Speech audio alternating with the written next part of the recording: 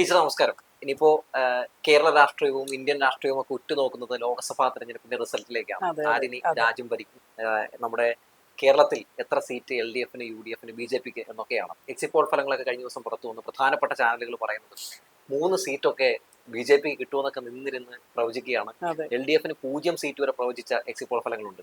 Teacher എങ്ങനെയാണ് ഇതിന് നോക്കിയാണ്? ടീച്ചറിനെ സംബന്ധിച്ച് ടീച്ചർ കൊടുത്ത LDF-ന്റെ സ്ഥാനാർത്ഥി കൂടിയായിരുന്നു. അതെ ഞാനിതിനെ കുറിച്ച് പറയാൻ ഉം. ഇപ്പൊ ഇത് പറയുമ്പോ ഞാനിത് വലിയൊരു രാഷ്ട്രീയ നിരീക്ഷകയോ അല്ലെങ്കിൽ ഇതിനെക്കുറിച്ച് പറയാൻ ഉം. ആ, കാര്യപ്രാപ്തിയുള്ള ഒരു പ്രാപ്തമായ ഒരു വ്യക്തിയോ എന്നുള്ളൊരു ധാരണയില്ല. ഉം. പക്ഷെ ഒരു സാധാരണ ഒരു രാഷ്ട്രീയത്തെ ഇഷ്ടപ്പെടുകയും രാഷ്ട്രീയ പ്രവർത്തനത്തിൽ ഉൾപ്പെടുകയും ആ, അതിനെ എന്റേതായ കാഴ്ചപ്പാടിൽ വീക്ഷിക്കുകയും ചെയ്യുന്നുള്ള ഒരു വ്യക്തി എന്നുള്ളതിലേക്ക് എനിക്ക് പറയാനുള്ളത്, വളരെ തമാശയോടുകൂടിയാണ് ഈ എക്സിറ്റ് പോൾ ഫലത്തെ ഞാൻ കാണുന്നത്. അതും 3 സീറ്റ് BJP-ക്ക് കിട്ടും എന്നുള്ളത് ഈ കേരളത്തിൽ ഇപ്പൊ ഈ ആധുനിക കേരളം കണ്ടിട്ടുള്ള ഏറ്റവും വലിയ തമാശയിലൊന്നാണ്. അതുപോലെ LDF-ന് ഒരു സീറ്റും ഇല്ല എന്ന് ചില ചാനലുകൾ അത് അവരുടെ ഫലം പുറപ്പെടുവിച്ചിട്ടുണ്ട്. അതും തമാശയോടുകൂടിയാണ് കാണുന്നത്. കാരണം യഥാർത്ഥത്തിൽ ഇത് സാധാരണ ഇന്നത്തെ ഒരു സാഹചര്യത്തിൽ പെയ്ഡ് ന്യൂസിന്റെ കാലമാണ്. അപ്പൊ ഈ പെയ്ഡ് എക്സിറ്റ് ഫലങ്ങളാണ് എന്ന് ആണ് ഞാനിതിനെ കാണാൻ ആഗ്രഹിക്കുന്നത്. അപ്പൊ കുറച്ചു നാളത്തേക്കെങ്കിലും മാധ്യമങ്ങളുടെ ഒരു തന്ത്രവും കൂടിയാണ്. അതെ അതെ ഈ കഴിഞ്ഞ 2 ദിവസമായിട്ട് മാധ്യമങ്ങളിൽ വലിയ ചർച്ച നടക്കുന്നു. ഉറക്ക ഉളച്ചു നിന്ന് ചർച്ച ചെയ്യുന്നു. ഗംഭീരമായ ഭാവഹാവാദികളോടെ ആങ്കർമാർ ഈ ചർച്ചയ്ക്ക് നേതൃത്വം കൊടുക്കുന്നു. അങ്ങനെ ഇവരുടെ റേറ്റിംഗ് കൂടുന്നു. അപ്പൊ ഈ ചാനലുകളുടെ മുന്നിൽ ആളുകളെ പിടിച്ചിരുത്താനുള്ള തന്ത്രങ്ങൾ, അതിന് അതാത് കാലഘട്ടത്തിലെ സബ്ജക്റ്റിനെ അവർ ഉപയോഗിക്കുന്നു എന്നുള്ളതാണ്. അപ്പൊ ഇന്നത്തെ കാലത്തെ സബ്ജക്ട് എന്ന് പറഞ്ഞാൽ തെരഞ്ഞെടുപ്പ് രാഷ്ട്രീയമാണ്. ഇപ്പൊ തെരഞ്ഞെടുപ്പ് രാഷ്ട്രീയവുമായി ബന്ധപ്പെട്ട് ജനങ്ങൾക്ക് ഇതിനെക്കുറിച്ച് അറിയാനുള്ള ഒരു ആകാംക്ഷയുണ്ട്. ഇപ്പൊ ജനങ്ങളുടെ മനസ്സിലുള്ള വികാരത്തെ, ഇപ്പൊ വർഗീയതയെ കുറിച്ച് നമ്മൾ അങ്ങനെയാണല്ലോ പറയുന്നത്, മനസ്സിലുള്ള വിശ്വാസത്തെ കൃത്യമായി പുറത്തെടുത്ത് അതിന് അധികാരത്തിൽ കയറാനുള്ള ഒരു ചവിട്ടുപടിയായി ഉപയോഗിക്കുന്നതിനെയാണ് നമ്മൾ വർഗീയത എന്ന് പറയുന്നത്, വർഗീയ രാഷ്ട്രീയം എന്ന് പറയുന്നത്. ഇതുപോലെ തന്നെ ജനങ്ങളുടെ മനസ്സിൽ ഇപ്പോ എന്താണ്, അവരുടെ താല്പര്യം എന്താണ്, ആ താല്പര്യത്തെ പതുക്കെ ചുരണ്ടി പുറത്തെടുക്കുക, അതുപയോഗിച്ച് പണം ഉണ്ടാക്കുക, അതുപയോഗിച്ച് മാധ്യമങ്ങളുടെ മുന്നിലേക്ക് ഈ ശ്രോതാക്കളെ, പ്രേക്ഷകരെ എത്തിക്കുക. അതിനുള്ളൊരു കേവലമായ 2-3 ദിവസത്തെ തന്ത്രമാണ്. അതിൽ ലാഭം ഉണ്ടാകുന്നുണ്ട്. ടീച്ചർ, ഈ മാധ്യമ പ്രവർത്തകരെ സംബന്ധിച്ച് രാഷ്ട്രീയമൊക്കെ വ്യക്തമായിട്ട് പഠിക്കുന്നവരാണ്. അപ്പൊ ഇത്തരം അതായത് 6ഓളം വലിയ പ്രധാനപ്പെട്ട ചാനലുകൾ, ടൈംസ് അടക്കമുള്ള ചാനലുകൾ പുറത്തുവിടുകയാണ്. അപ്പോൾ ഇവർ ഈ എക്സിറ്റ് പോൾ ഫലം നോക്കിയിട്ട് അവർ ഉറപ്പിക്കുകയാണ് ഇന്ത്യ മുന്നണി അധികാരത്തിൽ വരും, ഇവിടെ ഈ പറയുന്ന പോലെ BJP സീറ്റ് പിടിക്കുമെന്നൊക്കെ ഉറപ്പിച്ച് പറയുന്നത് കേൾക്കുമ്പോൾ നമുക്ക് സത്യത്തിൽ ഈ മാധ്യമ പ്രവർത്തകരാണ് ഇതൊക്കെ പറയുന്നത്, നമുക്ക് ശരി ഞെട്ടലാണെന്ന് തോന്നുമ്പോൾ. അതായത് തൃശ്ശൂര്, ആറ്റിങ്ങല്, തിരുവനന്തപുരം ഇതൊക്കെ പിടിക്കുമെന്നാണ് ഇവർ പറയുന്നത്. അപ്പൊ നമുക്കതിനെ ഏത് രീതിയിൽ ശരിക്കും കൊണ്ടുണ്ടെങ്കിൽ മാധ്യമപ്രവർത്തക റേറ്റിംഗിനാണെങ്കിൽ പോലും ഇങ്ങനെ സംസാരിക്കുന്നത് കേൾക്കുമ്പോൾ എനിക്ക് തെരഞ്ഞെടുപ്പ് സമയത്തൊക്കെ പലപ്പോഴും നമ്മൾ കണ്ടിട്ടുള്ള ഒരു സ്ഥാനാർത്ഥിനെ പൊക്കിക്കൊണ്ട് ഒരു സ്ഥാനാർത്ഥിയെ താഴ്ത്തിക്കൊണ്ടൊക്കെ ഒരു PR ഒക്കെ നമ്മൾ കണ്ടിട്ടുണ്ട്. പക്ഷെ ഇത് എന്തിനു വേണ്ടിയാണെന്നുള്ള ഒരു കാര്യമാണ് നമ്മൾ ആലോചിക്കുന്നത്. അത് എനിക്ക് തോന്നുന്നത്, ഒന്ന് മോദിയെ സന്തോഷിപ്പിക്കാൻ തീവ്ര വലതുപക്ഷ രാഷ്ട്രീയം ഇന്ന് രാജ്യത്ത് നിലനിൽക്കുന്ന മോദിയുടെ നേതൃത്വത്തിലുള്ള ഒരു ഗവൺമെന്റ്, ആ ഗവൺമെന്റിന്റെ കയ്യിലുള്ള ചില അന്വേഷണ ഏജൻസികൾ, ആ ഏജൻസികളെ ഉപയോഗിച്ച് അവർക്കെതിരെ സംസാരിക്കുന്നവരെ, അവർക്കെതിരെ അത് ഉപയോഗിക്കുന്നു. അതുപോലെ തന്നെ അവർക്കെതിരെ പറയുന്നവർക്കെതിരെ അവര് വേട്ടയാടുന്നു.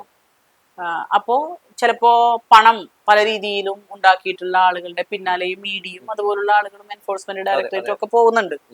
അപ്പൊ അതിൽ നിന്ന് രക്ഷപ്പെടാനുള്ള ഒരു മാർഗം ഈ ഭരണകൂടത്തെ സന്തോഷിപ്പിക്കുക എന്നുള്ളതാണ്. അപ്പൊ അതിന്റെ ഒരു വളരെ ബാലിശമായ ചില തന്ത്രങ്ങൾ, അല്ലെങ്കിൽ ചിലപ്പോ നമുക്ക് പറയാം നമുക്ക് ബാലിശമാണെന്ന് തോന്നാം, അവർക്ക് അവരുടെ നിലനിൽപ്പായിരിക്കും പ്രശ്നം. സുരക്ഷിതമായൊരു നിലനിൽപ്പ്, പരിക്കില്ലാത്തൊരു നിലനിൽപ്പ്, അതിനു വേണ്ടി മാധ്യമങ്ങൾ മോദിയെ, മോദി രാഷ്ട്രീയത്തെ സന്തോഷിപ്പിക്കുന്ന ഒരു പ്രകടിത രൂപമായിട്ട് ഒരു തരത്തിൽ ഈ എക്സിറ്റ് പോൾ ഫലത്തെ നമുക്ക് കാണാൻ സാധിക്കും. ടീച്ചറെ, ഇതിൽ ഒരു പ്രധാനപ്പെട്ട കാര്യം, തുടക്കം മുതൽ തന്നെ BJP-യുടെ അവകാശവാദം 400 സീറ്റ് ഞങ്ങൾ പിടിക്കും എന്നായിരുന്നു. ഇപ്പൊ ഇവർ പുറത്തുവിട്ടിരിക്കുന്ന എക്സ്പോൾ ഫലങ്ങളിൽ ഒരു കടത്തൽ എന്താണെന്ന് വിചാരിച്ചുണ്ട്. ഇവിടെ UDF തരംഗം എന്ന് പറയുമ്പോഴും ഇവിടെ ചരിത്രത്തിൽ ആദ്യമായി 3 സീറ്റ് പിടിക്കുന്നുണ്ടെന്ന് കൂടി മാധ്യമങ്ങൾ ഉറപ്പിച്ച് പറയുകയാണ്. അപ്പൊ പൊതുവേ നോക്കുമ്പോൾ ഇവര് പറയുന്ന കേവല ഭൂരിപക്ഷത്തിന് മുകളിൽ കിട്ടുമെന്ന് പറയുന്ന ആ സംഖ്യകളൊക്കെ മാറി മറയില്ലേ? അത് നമ്മുടെ കൊച്ചു കേരളത്തിൽ എന്തായാലും BJP പിടിക്കില്ലെന്ന് നമുക്കറിയാം. BJPക്കാർക്ക് ഒരു വിശ്വാസമില്ല. അതെ. അപ്പൊ അതില് ഇപ്പൊ ഈ 400 സീറ്റ് NDAക്ക് കിട്ടുമെന്ന് ആദ്യത്തെ ഒന്നാം ഘട്ട തെരഞ്ഞെടുപ്പിന് മുൻപ് BJPയുടെയും ശ്രീ പ്രധാനമന്ത്രി മോദിയുടെയും ഒക്കെ വീരവാദമായിരുന്നു 400 സീറ്റിൽ അധികാരത്തിൽ വരും. അത് തന്നെ കേരളത്തിലും BJP നേതൃത്വവും അണികളും ഒക്കെ പ്രചരിപ്പിച്ചു. ഞങ്ങൾ 400 സീറ്റിന് വേണ്ടിയാണ് മത്സരിക്കുന്നത്, ഇടതുപക്ഷം ചിഹ്നം നിലനിർത്താൻ വേണ്ടിയാണ്, അങ്ങനെ വലിയ അധിക്ഷേപപരമായ കാര്യങ്ങളൊക്കെ ഉപയോഗിച്ച് അത് UDF ഏറ്റെടുക്കുന്ന ഒരു കാലം ഉണ്ടായിരുന്നു. പക്ഷെ പിന്നീട് ഒരു 5ാം ഘട്ടം തെരഞ്ഞെടുപ്പൊക്കെ ആയപ്പോ അതിന്റെ പ്രചരണ രംഗത്ത് ശ്രീ അമിത് ഷാ ഉൾപ്പെടെയുള്ള നേതാക്കന്മാർ ഞങ്ങൾ 310 സീറ്റ് നേടുന്നായി. ആദ്യം 400-ൽ നേരെ കുത്തനെ 300, 310.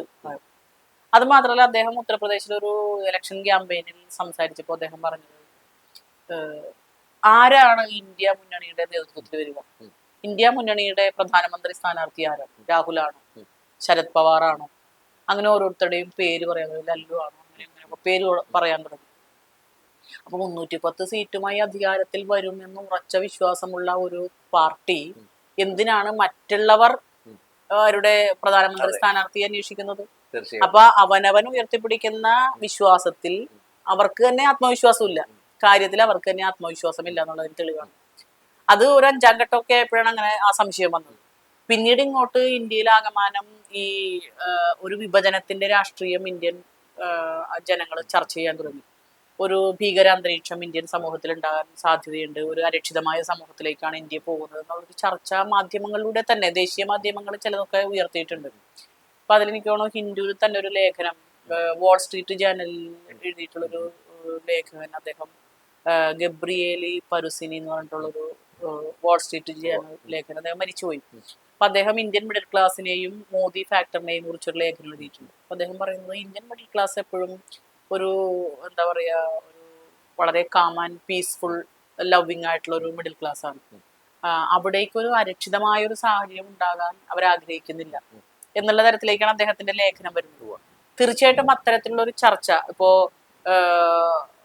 മോദി ഗ്യാരണ്ടിയെ കുറിച്ച് പറയുമ്പോഴും അതിനെക്കുറിച്ച് പറയുന്നതല്ലാതെ ജനങ്ങൾക്ക് ഫീൽ ചെയ്യുന്ന ഒരു ഗ്യാരണ്ടി പറയുന്നില്ല. അപ്പൊ അത് ഫീൽ ചെയ്യാൻ ജനങ്ങൾക്ക് കഴിഞ്ഞിട്ടില്ല. ഇപ്പൊ രാമക്ഷേത്രം ഉണ്ടാക്കി, ഈ BJPയുടെ അനുകൂലികൾ പോലും ഈ രാമക്ഷേത്രം ഇത്തരത്തിൽ ഒരു സമൂഹത്തെ വിഭജിച്ചുകൊണ്ട് ഉണ്ടാക്കേണ്ടതില്ല എന്നുള്ളൊരു ആളുകളായിരുന്നു. ഒരു 10% എന്നാണ് പറയുന്നത്. അവർ പറയുന്നു വലിയൊരു മെജോറിറ്റിയും അങ്ങനെ പറയുന്നവരുണ്ട്. ഇത് തന്നെ ഇന്ത്യൻ മിഡിൽ ക്ലാസ്സിനകത്തും ഈ ചർച്ച വരുന്നുണ്ട്. ഒരു പ്രോ BJP ആയിട്ടുള്ള ആളുകൾ പോലും ഇത്തരം ഒരു എന്താ പറയാ ഡിവിസീവ് ആയിട്ടുള്ള ഒരു തീരുമാനം ഗവൺമെന്റ് എടുത്തത് ശരിയായില്ല എന്നുള്ളത്. അതുകൊണ്ടാണ് ഈ ഇലക്ഷൻ അവർക്ക് ഉപയോഗിക്കാൻ പോലും പറ്റിയില്ല. അതെ. അപ്പോ എന്നാൽ ജനകീയ പ്രശ്നങ്ങൾ ധാരാളം ഉണ്ട് തന്നെ. ഇപ്പൊ അതിൽ പറയുന്നുണ്ട്, ഈ ലേഖനത്തിൽ തന്നെ പറയുന്നുണ്ട്, GST കൊണ്ടുവന്നത്, ഡിമോണിറ്റൈസേഷൻ കൊണ്ടുവന്നത്, ഇതൊക്കെ ഇന്ത്യൻ സമ്പദ് വ്യവസ്ഥയെ തകർത്തു എന്ന് പ്രോ BJPക്കാർ വരെയും അവർ പ്രതികരിക്കുന്നുണ്ട്. അപ്പൊ അത്തരത്തിലുള്ള പ്രതികരണങ്ങളും ജനങ്ങളുടെ ഒരു റിവ്യൂയും, കറന്റ് പൊളിറ്റിക്സിനെ കുറിച്ചുള്ള ജനങ്ങളുടെ ഒരു റിവ്യൂ കാണിക്കുന്നത് BJPക്ക് അനുകൂലമല്ല രാഷ്ട്രീയ സാഹചര്യം എന്ന് തന്നെയാണ്. ജനങ്ങളുടെ മനസ്സ് BJPക്ക്, ഇനിയൊരു BJP ഗവൺമെന്റിനെ സഹിക്കാൻ പറ്റുന്ന ഒരു സ്ട്രെങ്ത് ഇന്ത്യക്കില്ല, ഇന്ത്യൻ പൗരസമൂഹത്തിനില്ല എന്നുള്ളൊരു കാഴ്ചപ്പാടാണ് ലേഖനത്തിലടക്കം കാണിക്കുന്നത്. അപ്പൊ അത്തരത്തിലുള്ള ഒരു ചർച്ചയും നമ്മൾ വന്നു. ഒരു 3 ഘട്ടം കഴിഞ്ഞപ്പോഴേക്കും ഇന്ത്യയിൽ ഇങ്ങനെ ഒരു വ്യാപകമായ ഒരു ചർച്ച വന്നു. എനിക്ക് തോന്നുന്നു ആ സമയത്ത് വന്നു നിർമ്മല സീതാരാമന്റെ ഭർത്താവ് Parakala Prabhakaran crooked timber of India എന്ന് പറയുന്ന ഇന്ത്യ എന്ന് പറയുന്ന പുസ്തകത്തിൽ വളരെ വ്യക്തമായി പഠിച്ചു പറഞ്ഞ കാര്യങ്ങളൊക്കെ പറഞ്ഞിട്ടുണ്ട്. അതായത് പോവർട്ടിയിൽ ഏറ്റവും ഉയർന്നു നിൽക്കുന്നു നമ്മൾ, തൊഴിലില്ലായ്മ തുറന്നെഴുതുകയാണ്. ഏതാണ്ട് 8.1% അഭ്യസ്തവിദ്യരായ തൊഴിലില്ലായ്മ ഒരു ആഫ്റ്റർ ഇൻഡിപെൻഡൻസ് കാലഘട്ടത്തിൽ ഇതുവരെയും നേരിട്ടിട്ടില്ല.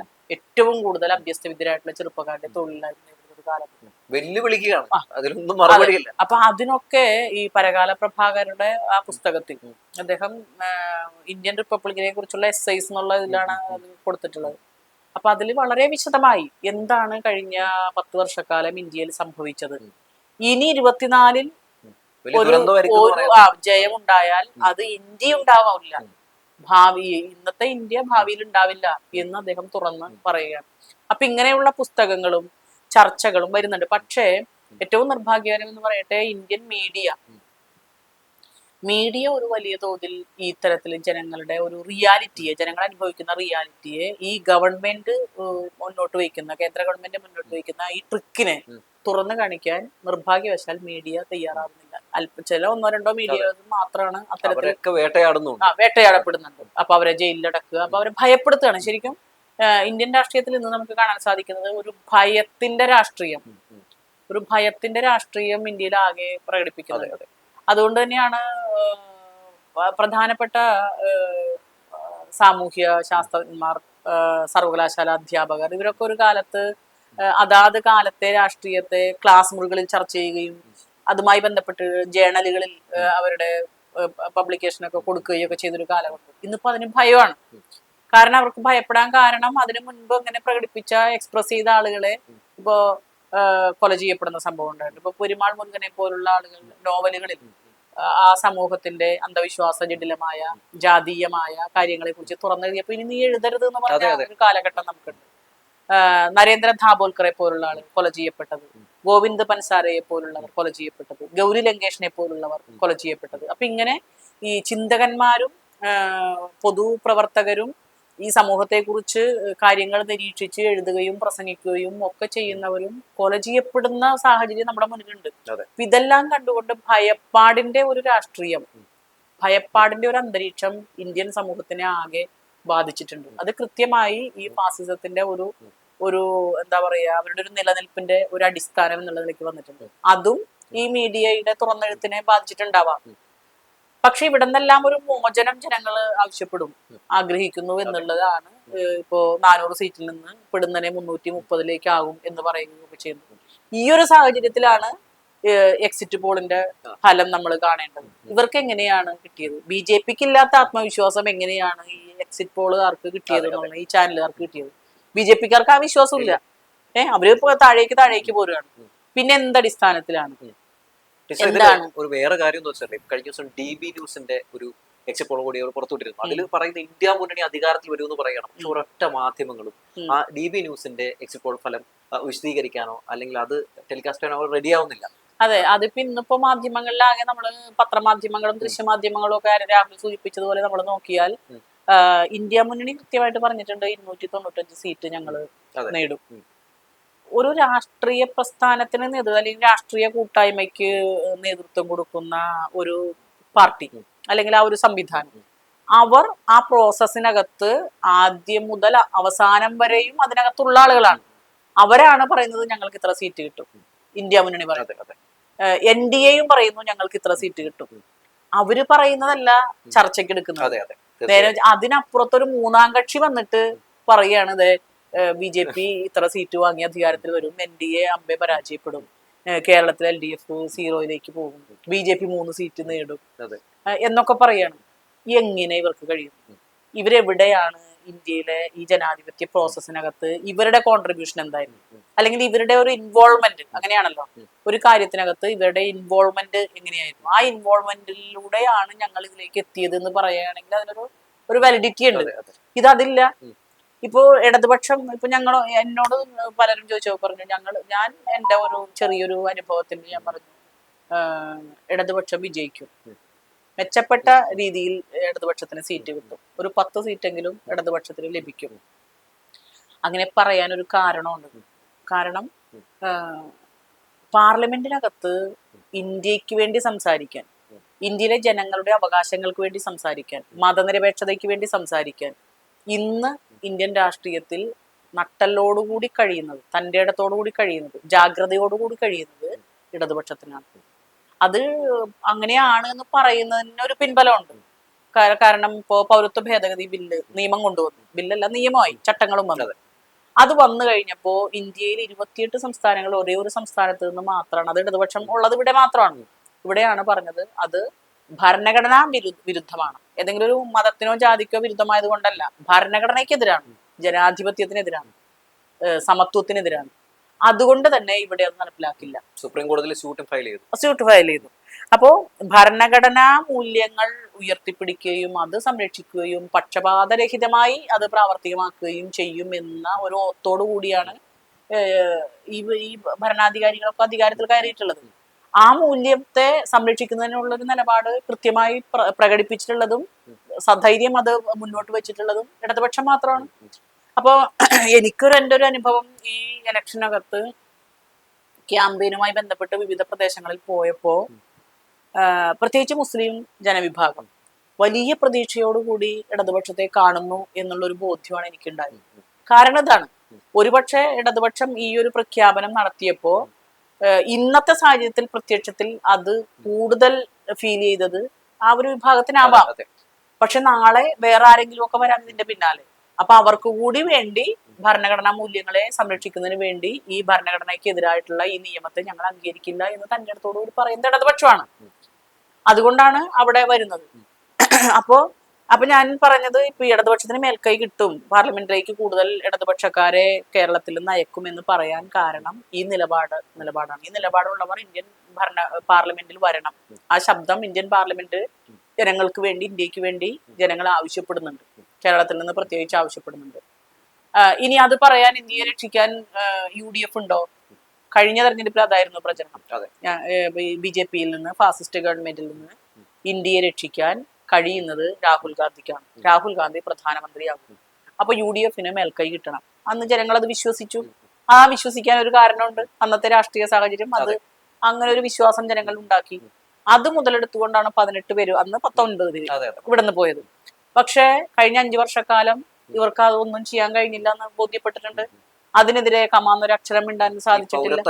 നിയമത്തില് അവർക്കൊരു നിലപാട് ഇപ്പോഴും പറയാൻ കഴിയും. അതെ, പലപ്പോഴും എനിക്ക് തോന്നുന്നു മുസ്ലിം ന്യൂനപക്ഷ വിഭാഗങ്ങൾ നേരിടുന്ന ഒട്ടേറെ പ്രശ്നങ്ങളിൽ, ഇപ്പൊ അവരുടെ എന്താ പറയാ, വിവാഹവുമായി ബന്ധപ്പെട്ട് മുത്തലാഖ് വിഷയങ്ങളിൽ, ഏകീകൃത സിവിൽ കോഡ് അടക്കമുള്ള വിഷയങ്ങളിൽ, അതൊക്കെ വോട്ടെടുപ്പിന് ആ ബില്ല് അവതരിപ്പിച്ച് വോട്ടെടുക്കുന്ന സമയത്ത് ആ കമ്മ്യൂണിറ്റിയെ പ്രതിനിധീകരിച്ച് പോയിട്ടുള്ള UDF-നെ ആണെങ്കിൽ പോലും ആ കമ്മ്യൂണിറ്റിയെ പ്രതിനിധീകരിച്ചത് പോയിട്ടുള്ള ആളുകൾ പോലും, അങ്ങനെ പറയാൻ പാടില്ല, പക്ഷെ എങ്കിലും അവിടെ നിന്ന് പോയിട്ടുള്ള ആളുകൾ പോലും ആ സമയത്ത് പാർലമെന്റിൽ ഇല്ല. അവരില്ല. ശ്രീ രാഹുൽ ഗാന്ധി കണക്കുകൾ പ്രകാരം ഏറ്റവും കുറവ് പാർലമെന്റിൽ പ്രസന്റ് ചെയ്തിട്ടുള്ള ഒരു വ്യക്തിയായിട്ട് അദ്ദേഹം മാറുന്ന ഒരു സാഹചര്യം. പ്രതിസന്ധി ഘട്ടത്തിൽ അദ്ദേഹം രാജ്യത്തില്ല, വിദേശ രാജ്യങ്ങളിൽ പര്യടനത്തിൽ നടക്കുന്ന, ഒരു ഗൗരവവും കൊടുക്കാതെ. അപ്പൊ ഇതൊക്കെ ഈ കേരളത്തിലെ ജനങ്ങൾ കാണുന്നു, അവർ മുഖവിലക്കെടുക്കുന്നു, അവരത് നിരീക്ഷിക്കുന്നു.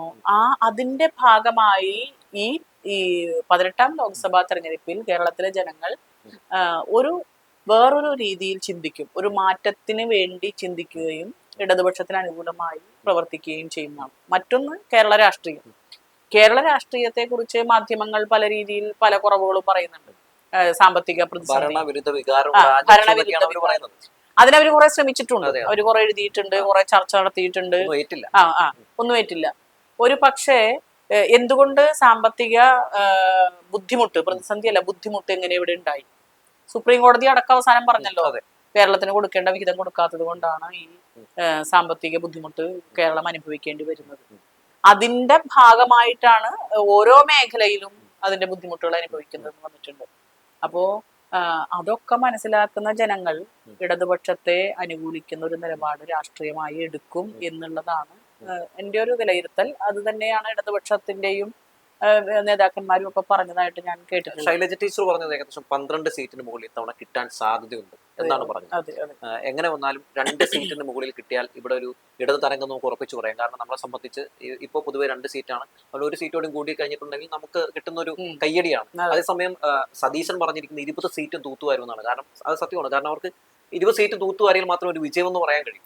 അപ്പൊ അതുകൊണ്ട് അവരെ വല്ലാതെ വേട്ടയാടുന്നുണ്ട്. ഇപ്പൊ ഈ പറയുന്ന പോലെ 12 സീറ്റൊക്കെ LDF പിടിക്കുന്ന സാഹചര്യം ഉണ്ടായിട്ടുണ്ടെങ്കിൽ UDF ഇവിടുന്ന് മൊത്തത്തിൽ രാജ്യത്ത് ഇപ്പോ കോൺഗ്രസ് നേരിടുന്ന ഒരു അവസ്ഥയൊക്കെ നേരിടേണ്ട സാഹചര്യം ഉണ്ട്. എനിക്ക് തോന്നണോ കോൺഗ്രസിന്റെ ഒരു കച്ചിത്തുരുമ്പാണ് ഈ പാർലമെന്റ് സീറ്റ്. വേറെ ഒന്നും അവർക്ക് കാര്യമായിട്ടൊന്നും പറയാനില്ല. കഴിഞ്ഞ 2 പ്രാവശ്യമായി ജനങ്ങളാൽ തിരസ്കരിക്കപ്പെട്ട ഒരു പാർട്ടിയായി കോൺഗ്രസ് മാറിയിരിക്കുന്ന ഒരു സാഹചര്യമുണ്ട്. ആ സാഹചര്യത്തിൽ ഒരു കച്ചിത്തുരുമ്പായി കാണുന്നത്, ഒരു പിടിവള്ളിയായി കാണുന്നത് പാർലമെന്റ് സീറ്റിനെയാണ്. എനിക്ക് തോന്നുന്നില്ല കേരളത്തിലെ ജനങ്ങൾ ആ രീതിയിൽ ഒരു തീരുമാനമെടുക്കും. അതായത് ഉണ്ടാകുന്നത്. കാരണം എന്തുകൊണ്ട് UDF നോട്ട് ചെയ്യണം? ആ ഒരു ചോദ്യത്തിന് കൃത്യമായ ഒരു മറുപടി ജനങ്ങൾക്ക് ലഭിക്കും എന്ന് ഞാൻ തോന്നുന്നു. എനിക്ക് മനസ്സിലാകുന്നില്ല. അതിനൊരു കാരണമില്ല. കാരണം പാർലമെന്റിലേക്ക് അയച്ച ഒരു അനുഭവം വെറുതെ വൃഥാവിലായി എന്നുള്ള ഒരു അനുഭവം ജനങ്ങൾക്കുണ്ട്. പിന്നെ കൃത്യമായൊരു നിലപാട് കൃത്യമായ സമയത്ത് പറയേണ്ടവരിൽ നിന്ന് വരുന്നില്ല. ഇത് പൗരത്വ ഭേദഗതി നിയമം ഉൾപ്പെടെയുള്ള കാര്യങ്ങളിൽ പറയേണ്ട കേന്ദ്രത്തിൽ നിന്ന് പറയേണ്ട സമയത്ത് പറയേണ്ടത് പോലെ പറയുന്നില്ല എന്നുള്ളത് UDF രാഷ്ട്രീയം കോൺഗ്രസ് നേരിടുന്ന വലിയൊരു അപജയമാണ്. ബോണ്ടിലും പോയി ചാടി. അതെ അതെ അതെ. അപ്പോ ഈ ഭരണമില്ലാത്ത സമയത്ത് പോലും, കേന്ദ്രത്തിൽ ഭരണമില്ലാത്ത സമയത്ത് പോലും അഴിമതി നടത്തുന്ന ഒരു പാർട്ടിയായി, 2000 കോടി അഴിമതി നടത്തുന്ന ഒരു പാർട്ടിയായി കോൺഗ്രസ് മാറിയിരിക്കുകയാണ്. അപ്പൊ ഏതു തരത്തിൽ നോക്കിയാലും ഒരു പൊളിറ്റിക്കൽ കറക്റ്റ്നെസ് UDF ഭാഗത്തുനിന്നില്ല. അത് ഭരണത്തിൽ ഇല്ലാത്തപ്പോ പോലും ഇല്ല. അപ്പൊ പിന്നെ എങ്ങനെയാണ് UDF സീറ്റ് കിട്ടുക? അതുകൊണ്ടാണ് ഇപ്പൊ ഇവര് പറയുന്ന പോലെ ഇലക്ഷൻ കഴിഞ്ഞു, എക്സ്പോൾ ഫലങ്ങൾ കഴിഞ്ഞു, പക്ഷെ ഒരൊറ്റ നേതാക്കന്മാരും രംഗത്തേക്ക് വന്ന ഞങ്ങൾ 20 സീറ്റ് തൂത്തുവരുമെന്ന് അവകാശവാദം പറയുന്നില്ല. ഈ എക്സിറ്റ് പോൾ ഫലത്തെ ഒരു വിശ്വസിക്കുന്നില്ല എന്നുള്ളതാണ് സത്യം. അവര് ഞെട്ടല്ല, അവര് തന്നെ ഞെട്ടിയിരിക്കുകയാണ്. BJP പോലെ തന്നെ. ആരാണാവോ പറഞ്ഞത്? ഈ പൊതുവെ എനിക്ക് തോന്നുന്നു എത്ര സീറ്റ് ഏകദേശം നമുക്കൊന്ന് LDF കിട്ടാൻ സാധ്യതയുള്ളൂ? ഈ ശൈലജ ടീച്ചറൊക്കെ പറഞ്ഞ പോലെ 12 സീറ്റ് മുകളിൽ കിട്ടുമെന്നൊരു പ്രതീക്ഷയുണ്ടോ? എന്തായാലും അതെ, അവരൊക്കെ കുറെ കൂടി കാര്യങ്ങളെ വിശകലനം ചെയ്ത് കാണുന്നവരാണല്ലോ. എന്തായാലും ഒരു 10 സീറ്റൊക്കെ എന്തായാലും ഇടതുപക്ഷത്തിന് കിട്ടും എന്നുള്ളത് പ്രതീക്ഷയാണ്. ടീച്ചർ, രാഹുൽ ഗാന്ധി 2 ഇടങ്ങളിൽ മത്സരിക്കുകയാണ്. ഒന്ന് റായ്ബറേലിയിൽ, ഒന്ന് വയനാടിലും. 2 ഇടങ്ങളിലും ജയിക്കുന്ന സാഹചര്യം ഉണ്ടായിട്ടുണ്ടെങ്കിൽ 14 ദിവസത്തിനുള്ളിൽ ഏതെങ്കിലും ഒരു മണ്ഡലം ഒഴിഞ്ഞു കൊടുക്കണം. അങ്ങനെ വന്നാൽ വയനാടായിരിക്കും ഒഴിഞ്ഞു കൊടുക്കാൻ സാധ്യത. ആനി രാജ തുടക്കം മുതൽ പറഞ്ഞതാണ് രാഹുൽ ഗാന്ധി നിങ്ങളെ പറ്റിക്കും എന്ന്. അതായത് പറഞ്ഞത് ഇത് തന്നെയാണ്. 2 ഇടങ്ങളിൽ മത്സരിച്ച് ജയിക്കുന്ന സാഹചര്യം ഉണ്ടായ വയനാട് എന്തായാലും കൈവിടും, പിന്നെ വീണ്ടും അവിടെ ഉപതെരഞ്ഞെടുപ്പ് വരും. ടീച്ചർ എങ്ങനെയാണ് ഇതിനെ നോക്കി കാണുന്നത്? ഒന്നത് ആദ്യമേ തന്നെ ചർച്ച ചെയ്തതുണ്ട്. ഇടതുപക്ഷം കേരളത്തിൽ ഈ രാഹുൽ ഗാന്ധിയുടെ മത്സരം ഇവിടെ വയനാടും മത്സരിക്കും, ഉത്തരേന്ത്യയിൽ ഏതെങ്കിലും സുരക്ഷിതമായ ഒരു സീറ്റിലും മത്സരിക്കാൻ സാധ്യതയുണ്ട് എന്ന് ഇടതുപക്ഷം പറഞ്ഞതാണ്. യഥാർത്ഥത്തിൽ NDAക്ക് ബദലായി, അല്ലെങ്കിൽ NDAക്ക് ഒരു തുല്യ ശക്തിയായി രാഷ്ട്രീയ മത്സരത്തിൽ നിലനിൽക്കുന്ന ഒരു സംവിധാനമാണ്. അതിന്റെ നേതൃത്വത്തിൽ നിൽക്കുന്ന ഒരാളാണ്. നേതാവാണെന്ന് പറയണില്ല, നേതൃത്വത്തിലുള്ള നേതൃനിരയിലുള്ള ഒരാളാണ് ശ്രീ രാഹുൽ ഗാന്ധി. അപ്പോ അദ്ദേഹം തന്റെ ഇടത്തോടു കൂടി ഈ രാഷ്ട്രീയ പോരാട്ടത്തിൽ BJP നേരിടണമായിരുന്നു. ഇപ്പോ കേരളത്തിൽ വന്നിട്ട് BJP നേരിടാനില്ല, ഒരു കാര്യമില്ല. കേരളത്തിൽ അദ്ദേഹം നേരിടുന്നത് ഇന്ത്യ അലയൻസിനോട് തന്നെയാണ്. മാത്രമല്ല, ഏറ്റവും സേഫായ ഒരു രാഷ്ട്രീയം ഉള്ള ഒരിടത്ത്, ഏറ്റവും സേഫായ ഒരു സാമൂഹ്യ ജീവിതവും രാഷ്ട്രീയ ജീവിതവും ഉള്ള ഒരു സംസ്ഥാനത്ത്, അവിടെ ഇദ്ദേഹം വന്നിട്ട് ആർക്കെതിരെയാണ് ഫൈറ്റ് ചെയ്തതെന്നുള്ളൊരു ചോദ്യം ജനങ്ങളുടെ മുന്നിലുണ്ട്. ഇന്ത്യ മുന്നണിയുടെ നേതൃത്വത്തിൽ ഒരാളെന്നുള്ള നിലയ്ക്ക് ധാർമ്മികമായി ഒരു പൊളിറ്റിക്കൽ മൊറാലിറ്റി ഉണ്ടല്ലോ, ആ മൊറാലിറ്റിയുടെ ഭാഗമായി അദ്ദേഹം നിൽക്കേണ്ടിയിരുന്നത് BJP-യോട് നേർക്ക് നേർന്ന് നിന്നിട്ടുള്ള ഒരു ഫൈറ്റാണ്. അതെ, മത്സരിക്കേണ്ടിയിരുന്നു. പക്ഷെ അദ്ദേഹം അവിടെ നിന്ന് പേടിച്ചോടി. പക്ഷെ അതിനുശേഷം ഒരു 2-3 ഘട്ടമൊക്കെ കഴിഞ്ഞപ്പോ NDAയുടെ മറ്റു മുന്നണിയിലുള്ള, ചെറുതാണെങ്കിൽ പോലും ഇടതുപക്ഷം അടക്കമുള്ള രാഷ്ട്രീയ പ്രസ്ഥാനങ്ങൾ കുറെ കൂടി ഊർജം സ്വയം ഏറ്റെടുക്കുകയും അത്തരത്തിലുള്ള ക്യാമ്പയിൻ വരികയും ഒരു പൊളിറ്റിക്കൽ വാർ എന്നുള്ള രീതിയിൽ വാചികമായിട്ടൊക്കെ നടത്തുകയോ ഒക്കെ ചെയ്തപ്പോൾ ഇദ്ദേഹത്തിന് ഒരു ആത്മബലം കിട്ടിയിട്ടുണ്ട്. അങ്ങനെയാണെന്ന് വേണമെങ്കിൽ പറയാം. ഉറച്ച സീറ്റാണെങ്കിൽ പോലും റായ്ബറേലിയിലേക്ക് അദ്ദേഹം മത്സരിക്കാൻ പോയത്. പക്ഷെ രാഷ്ട്രീയമായതൊരു ധാർമ്മികത ഇല്ലാത്തൊരു നിലപാടാണ്. കാരണം ഇദ്ദേഹം എന്തായാലും ഒരു മണ്ഡലത്തെ മാത്രമേ പ്രതിനിധീകരിക്കാൻ കഴിയുള്ളൂ ഇന്നത്തെ സാഹചര്യം. അപ്പോ അങ്ങനെയാണെങ്കിൽ ഏതെങ്കിലും ഒരു മണ്ഡലത്തിലെ വോട്ടർമാരെ ഇദ്ദേഹം പറ്റിക്കണം, ഉപേക്ഷിക്കേണ്ടി വരും. അവിടത്തെ ജനങ്ങളെ മാത്രമല്ല, അവരുടെ രാഷ്ട്രീയ നേതൃത്വത്തെ, ആ പ്രദേശത്തെ വോട്ടർമാരെ, ഒപ്പം അവരുടെ അണികളെ, രാഷ്ട്രീയ നേതൃത്വത്തെ, അവിടുത്തെ രാഷ്ട്രീയ സംഘടനാ സംവിധാനത്തെ, ഇതിനെയൊക്കെ പറ്റിക്കുന്ന ഒരു നിലപാട് അദ്ദേഹത്തിന് എവിടെയെങ്കിലും എടുത്തേ മതിയാവും. അപ്പൊ അതൊരിക്കലും ഒരു അനുപേക്ഷണീയമായ ഒരു രീതിയല്ല. മറ്റൊന്ന്, എൻ്റെ ഒരു അഭിപ്രായത്തിൽ ഈ 2 ഇടത്ത് ഒരാൾക്ക് മത്സരിക്കാൻ, അല്ലെങ്കിൽ ഒന്നിൽ കൂടുതലിടത്ത് മത്സരിക്കാൻ കൊടുക്കുന്ന ആ രീതി തന്നെ മാറ്റണം. ഒരാൾക്ക് ഒരിടത്തെ മതി. കാരണം ഇതിന്റെയൊക്കെ ബർഡൻ അനുഭവിക്കേണ്ടി വരുന്നത് സാധാരണക്കാരായിട്ടുള്ള ജനങ്ങളാണ്, നികുതിപ്പണം തന്നെയാണ്. അപ്പോൾ അതിനെക്കുറിച്ച് ഇലക്ഷൻ കമ്മീഷനും അതുപോലെ തന്നെ ഇന്ത്യയുടെ രാഷ്ട്രീയവും ഗവൺമെന്റ് സംവിധാനങ്ങളും ഭാവിയിൽ ആലോചിക്കേണ്ടതാണ്. പൊതുവെ ഈ വയനാട്ടിൽ നിന്ന് ജയിച്ചു കഴിഞ്ഞാലും NDAക്ക് സംബന്ധിച്ചപ്പോ വലിയ പ്രതിസന്ധിയാണ്. ഇന്ത്യ മുന്നണിയെ സംബന്ധിച്ച് അവർക്കൊരു സീറ്റ് കൂടുതൽ കിട്ടുകയാണ്. അപ്പൊ ആരൊക്കെ ജയിച്ചാലും ഈ കേരളത്തിൽ നിന്ന് 20 സീറ്റും അങ്ങനെ വന്നാലും ഇന്ത്യ ഇന്ത്യ മുന്നണി, മുന്നണിയുടെ എന്നിട്ടും ഇവിടെ വന്ന് മത്സരിക്കുന്നതാണ് നമ്മൾ അത്ഭുതപ്പെടുന്നത്. KC അതെ, വേണുഗോപാൽ അദ്ദേഹം ഇതുപോലെ തന്നെ. യഥാർത്ഥത്തിൽ ഇന്ത്യ മുന്നണിയെ ശക്തിപ്പെടുത്താനാണ് ആഗ്രഹിച്ചിരുന്നത് എങ്കിൽ തീർച്ചയായിട്ടും കേരളത്തിലേക്കല്ല മത്സരിക്കാൻ പറയേണ്ടത്. KC വേണുഗോപാലും വരുമെന്ന് എനിക്ക് അതെ, തോന്നുന്നില്ല. KC വേണുഗോപാലും അത്തരത്തിൽ അതിനേക്കാൾ വലിയ ഒരു ഒരു രാഷ്ട്രീയ നെറികേടാണ് ചെയ്തത്. അതെ. കാരണം നിലവിൽ ഒരു കോൺഗ്രസിന്റെ ഭാഗമായ ഒരു രാജ്യസഭ MP ആയി നിൽക്കുന്നു എന്ന് പറഞ്ഞാൽ ഇന്ന് തത്വത്തിൽ NDAയുടെ ഭാഗം എന്ന് വേണമെങ്കിൽ ഇന്നത്തെ സാഹചര്യത്തിൽ പറയാം. ആ സാഹചര്യത്തിൽ അദ്ദേഹം ചെയ്തത് എന്താ പറയാ, ഒരു രാഷ്ട്രീയ നെറികേടാണ്, ഒരു നെറിവില്ലായ്മയാണ്. ഇവിടെ മത്സരിച്ച് വിജയിക്കാം എന്നുള്ളൊരു മോഹത്തോടു കൂടിയാണല്ലോ വരുന്നത്. അങ്ങനെ വിജയിക്കുമെങ്കിൽ അദ്ദേഹം പ്രതിനിധാനം ചെയ്യുന്ന രാജ്യസഭാ സീറ്റ് തീർച്ചയായും BJPയുടെ കയ്യിലേക്ക് പോകും. അത് അദ്ദേഹത്തിന് അറിയാഞ്ഞിട്ടല്ല, കോൺഗ്രസിനും അറിയാഞ്ഞിട്ടല്ല. അപ്പൊ കോൺഗ്രസ് ഇൻഡയറക്റ്റ് ആയി ഇന്ത്യ മുന്നണിയുടെ ഭാഗമാകുകയും എന്നാൽ ഉത്തരേന്ത്യൻ രാഷ്ട്രീയത്തിനകത്ത് BJPയെ താലോലിക്കുന്ന ഒരു മൃദു ഹിന്ദുത്വ സമീപനത്തിന്റെ ഭാഗമായി അവർക്ക് വേണ്ട സഹായങ്ങളും ഒത്താശയും ചെയ്തു കൊടുക്കുന്ന തരംതാണ ഒരു രാഷ്ട്രീയ പ്രവർത്തനം. വളരെ ദുർബലാവസ്ഥയാണ്, കോൺഗ്രസിന്റെ ഒരു ദുർബലാവസ്ഥയാണ് അത് കാണിക്കുന്നത്. AM ആരിഫിനെതിരെയാണ് മത്സരിക്കാൻ അവിടെ വന്നതെന്നുള്ള MP കൂടിയായിരുന്നു. അതെ, നിലവിലുള്ള MP രണ്ടുപേരും MP-മാരാണ്. പക്ഷെ മറ്റേ ഇദ്ദേഹം KC വേണുഗോപാല് രാഷ്ട്രീയമായൊരു നിർവില്ലായ്മയാണ്, ഒരു നേരില്ലായ്മയാണ് ആ രീതിയിൽ കാണിച്ചിട്ടുള്ളത്. അപ്പൊ NDAക്ക് കൂടുതൽ സപ്പോർട്ട് കൊടുക്കുന്നു. അപ്പൊ കോൺഗ്രസ് ഇന്ന് അനുവർത്തിച്ചു വരുന്ന രീതി അങ്ങനെ തന്നെയാണ്. മുഖ്യമന്ത്രി ആയിരിക്കുമ്പോ തന്നെ BJPയിലേക്ക് പോവുക, അല്ലെങ്കിൽ MP-മാര് പൈസ വാങ്ങി BJPയിലേക്ക് പോവുക. ഇപ്പോ ടർബോ എന്ന് പറഞ്ഞൊരു സിനിമ ഈ അടുത്തിടക്ക് ഇറങ്ങി, മമ്മൂട്ടിക്കെതിരെ വലിയ കോലാഹലങ്ങൾ, സംഘപരിവാർ. അതിന്റെ പിന്നിലുള്ളൊരു, അത് കണ്ടാൽ അതിന്റെ ഒരു രാഷ്ട്രീയമുണ്ട്. അത് വ്യക്തിപരമായി മമ്മൂട്ടി എന്ന് പറയുന്ന നടൻ, ഒരു കലാകാരൻ, ഒരു രാഷ്ട്രീയമുണ്ട്. പക്ഷെ ഒരു അഭിനേതാവ് എന്നുള്ള നിലയ്ക്ക് അദ്ദേഹത്തിന് അതിൻ്റെ അകത്ത് വേറെ റോളൊന്നുമില്ല. ഒരു തിരക്കഥാകൃത്ത് എഴുതിയ ഒരു സാധനം അത് സംവിധാനം ചെയ്യുന്നു, ഇദ്ദേഹത്തിന് പണം കൊടുത്ത അദ്ദേഹത്തിന്റെ ആ അഭിനയ മികവ് അത് അയാൾ വിലക്ക് വാങ്ങി, അത്രേ ഉള്ളൂ. അത് നല്ല തിമിർത്ത് അഭിനയിച്ചിട്ടുണ്ട്. പക്ഷെ അതിൻ്റെ അകത്ത് തുറന്നു കാണിക്കുന്ന ഒരു രാഷ്ട്രീയമുണ്ട്, നേരില്ലാത്ത രാഷ്ട്രീയം, അഴിമതിയുടെ രാഷ്ട്രീയം, അതെ അതെ, ഒരു ഒരു ഭയത്തിന്റെ രാഷ്ട്രീയം. ഇതൊക്കെ ആ സിനിമ കാണുമ്പോൾ മനുഷ്യരിലേക്ക് ഫീൽ ഉണ്ടാക്കി കൊടുക്കുന്നത്.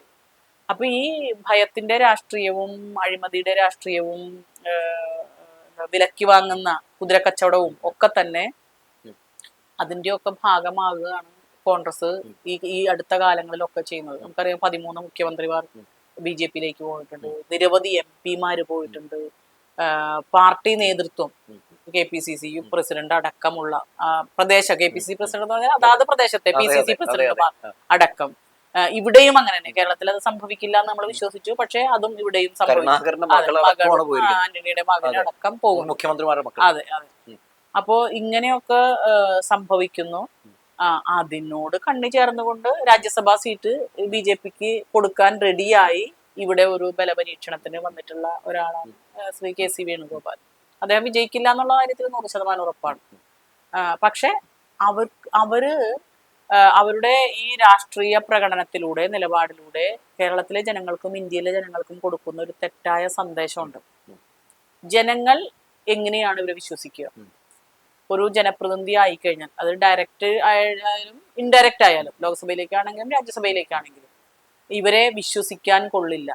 അതായത് ഈ 5 വർഷക്കാലം ഒരു ജനപ്രതിനിധി ആയാലും 5 വർഷക്കാലത്തോളം ജനങ്ങൾ ആഗ്രഹിച്ച ഒരു രാഷ്ട്രീയ വിശ്വാസത്തിൽ ജനങ്ങളുടെ കൂടെ ഇവരുണ്ടാവില്ല എന്നുള്ളതിന് 100% തെളിവാണ് ഈ സമകാലീന രാഷ്ട്രീയത്തിൽ നമ്മൾ കാണുന്നത്. KC വേണുഗോപാലിന്റെ നിലപാട് മാറ്റത്തിലും കാണുന്നത് അതാണ്. എങ്ങനെയാണ് ഇവരെ വിശ്വസിക്കുക? ടീച്ചർ, ഈ കഴിഞ്ഞ തവണ ഇലക്ഷന് രാഹുൽ ഗാന്ധിയെ മുന്നിൽ നിർത്തിക്കൊണ്ട് രാഹുൽ ഗാന്ധി പ്രധാനമന്ത്രിയാവും എന്നൊക്കെ പറഞ്ഞാണ് ഇറങ്ങിയിരുന്നത്. പക്ഷെ ഇത്തവണ ഈ NDA തന്നെ BJPയെ നേരിടാനായിട്ട് മുന്നിട്ടിറങ്ങിയപ്പോൾ ഇന്ത്യ സഖ്യം പറഞ്ഞ പ്രധാനപ്പെട്ട കാര്യം രാഹുൽ ഗാന്ധി മുന്നിൽ നിർത്തണ്ട, കാരണം അദ്ദേഹം ഒരു പക്വതയുള്ള നേതാവല്ല എന്നൊക്കെയാണ് പറഞ്ഞത്. പിന്നീട് അവിടെ ഇലക്ഷൻ വരുന്നു. ഇലക്ഷൻ വരുമ്പോൾ ഇന്ത്യ മുന്നണിയിൽ തന്നെയുള്ള ഒരു പ്രധാന കക്ഷിക്കെതിരെ ഇവിടെ മത്സരരംഗത്തിറങ്ങുകയാണ്. അപ്പോൾ മറ്റുള്ള സംസ്ഥാനങ്ങളിലൊക്കെ ഇലക്ഷൻ നടക്കുമ്പോൾ ദേ നിങ്ങൾ അങ്ങോട്ട് നോക്കുക, സ്വന്തം മുന്നണിയിലുള്ള ആളുകളെ തന്നെ തകർക്കാൻ ഇറങ്ങിയിരിക്കുന്നു എന്ന ഒരു രീതിയിലുള്ള ഒരു പ്രചാരണം നടത്തിക്കൊണ്ട് അവിടെ BJP വലിയൊരു വോട്ട് ബാങ്ക് ഉണ്ടാക്കാൻ വേണ്ടി മറ്റുള്ള സംസ്ഥാനങ്ങളിൽ ശ്രമം നടത്തിയിട്ടുണ്ടാവില്ല, അത് വിജയിച്ചു കാണട്ടെ. തീർച്ചയായിട്ടും. അതായത് ഇന്ത്യ മുന്നണിയെ പ്രത്യക്ഷത്തിൽ ദുർബലപ്പെടുത്തുന്ന ഒരു സമീപനമാണ് അതെ അതെ ഇന്റേണലായി ദുർബലപ്പെടുത്തുന്ന, പ്രതിരോധിക്കാൻ പോലും പറ്റാത്ത വിധത്തിൽ ദുർബലപ്പെടുത്തുന്ന ഒരു സമീപനമാണ് കോൺഗ്രസ് അക്കാര്യത്തിൽ എടുത്തിട്ടുള്ളത്. കോൺഗ്രസിന്റെ പലപ്പോഴും രാഷ്ട്രീയ നിലപാടെന്ന് പറഞ്ഞാൽ അവർക്ക് ജയിച്ചാൽ മതി, വേറെ ഒരു മൂല്യവും ഉയർത്തിപ്പിടിക്കുന്നില്ല. വിജയിക്കുക, അധികാരത്തിൽ കയറുക, പണം ഉണ്ടാക്കുക എന്നുള്ളതിനേക്കാൾ അപ്പുറത്ത് ഒരു രാഷ്ട്ര സേവനം എന്നുള്ള ഒരു മൂല്യം ഉയർത്തിപ്പിടിക്കുന്നതിൽ കുറെ കാലങ്ങളായി കോൺഗ്രസ് പാർട്ടി പരാജയപ്പെടുക. അതിന്റെ നിദർശനങ്ങളാണ്, അല്ലെങ്കിൽ സമകാലീനമായ ഉദാഹരണങ്ങളാണ് രാഹുൽ ഗാന്ധി ഇവിടെ വന്ന് ഫൈറ്റ് ചെയ്യുന്നതും BJP-യിൽ നിന്ന് ഒളിച്ചോടുന്നതും. ഇനി അതിന് ധൈര്യമില്ലാത്തവർ, BJP-യെ നേരിടാൻ ധൈര്യമില്ലാത്തവർ ആ BJP-യുടെ പാളയത്തിലേക്ക് ഓടിക്കയറുന്നതും ഒക്കെ കാണിക്കുന്നത് ഈ കോൺഗ്രസ് രാഷ്ട്രീയത്തിന്റെ ദുർബലാവസ്ഥയാണ്.